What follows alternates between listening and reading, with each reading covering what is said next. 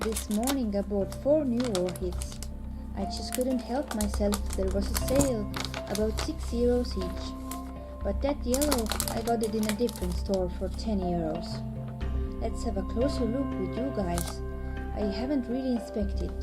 I know it's a bad habit not to examine the orchid you candy buy it. But I usually know after 3 seconds will I buy it or not.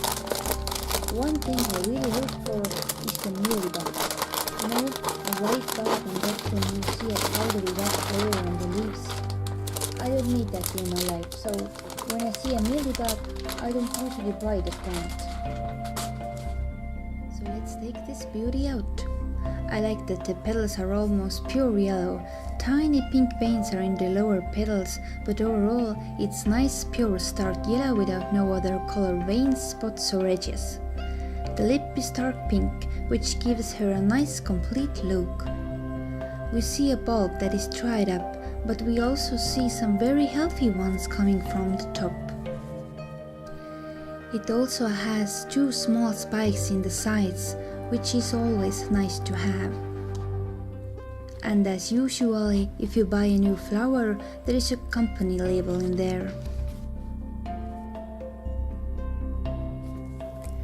The leaves look strong and I'm surprised how many are there.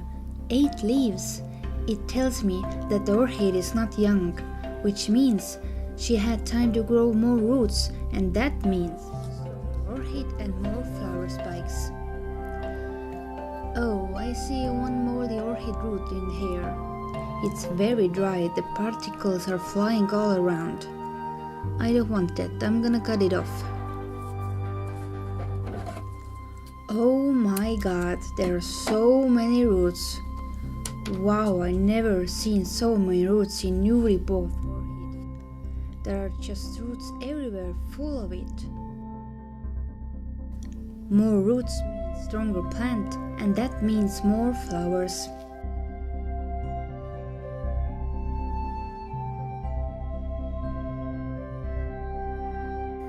Okay, here we go. It's the next day and here comes the best part. Let's see what's in the pot and what is the root condition. Do we see any bugs? Do we see any rot? We don't know, let's take her out. First, let's remove the flower stake. Okay, I have to break the bottom a little bit. Let's begin. I'm going to gently press the pot so the medium will loosen up a little.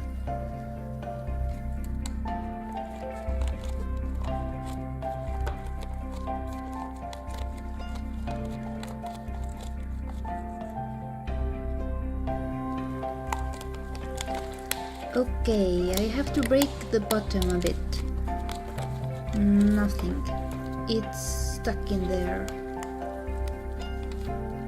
Let me see what's going to happen if I just pull it out. Nope, those roots are through the holes. I think I have to cut it out.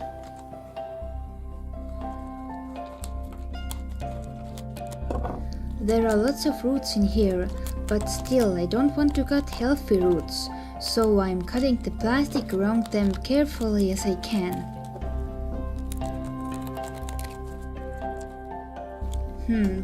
I have to cut all around.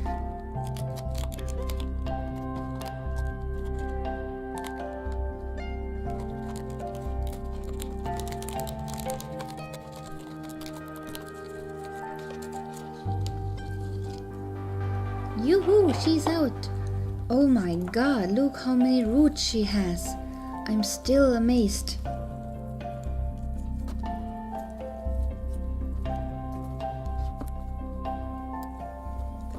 So here is the block. Usually it's quite easy to remove it, but this time I can't even get to it.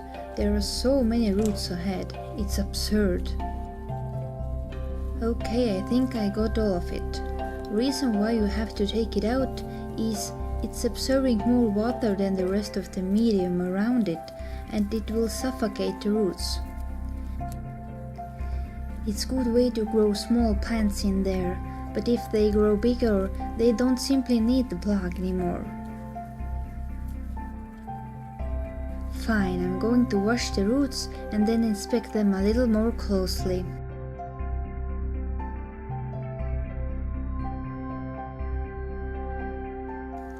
Again, look at this madness.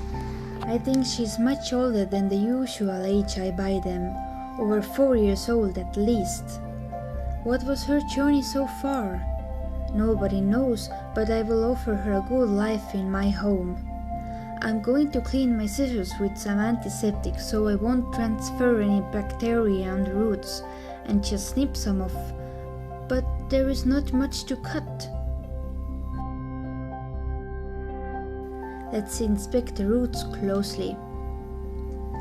There are some good looking roots. Majority of them looks healthy.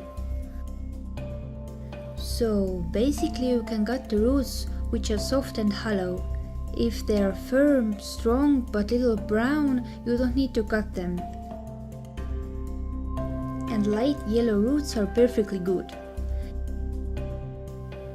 If you have a root with dark spot, this is not good, but you don't necessarily have to cut it.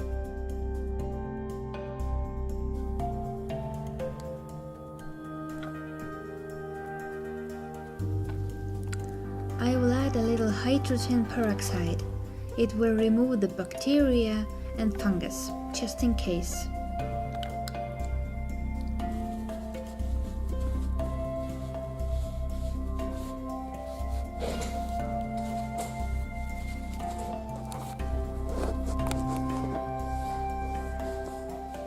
Now it's time to pot it. This time we will use a large pot, and I'm not going to use bark. Instead, I will use leca balls. Orchid roots need air and water. They don't want soil, so leca is just fine for her. I have some holes in this pot to pour excess water out.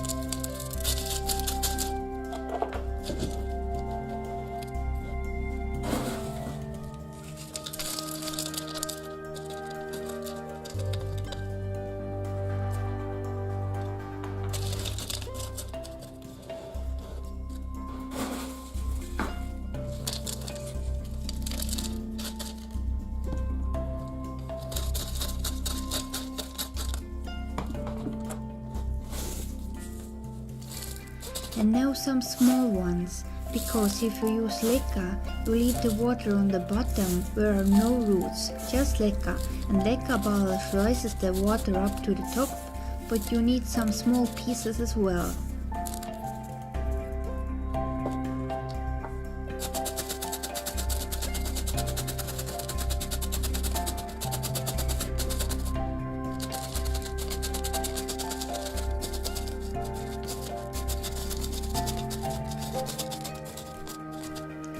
Try to avoid any gaps in there, because if there are no leca balls, the water can climb up to the top and that specific root can't get any water. I will use the flower stake to push the leca down and fill the air pockets. I'm not going to put any water here right now, because the leca and also the roots are wet.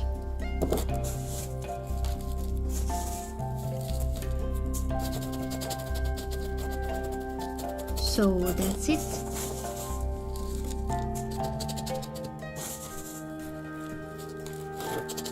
I will keep you guys updated about her and take another video sometimes in the future.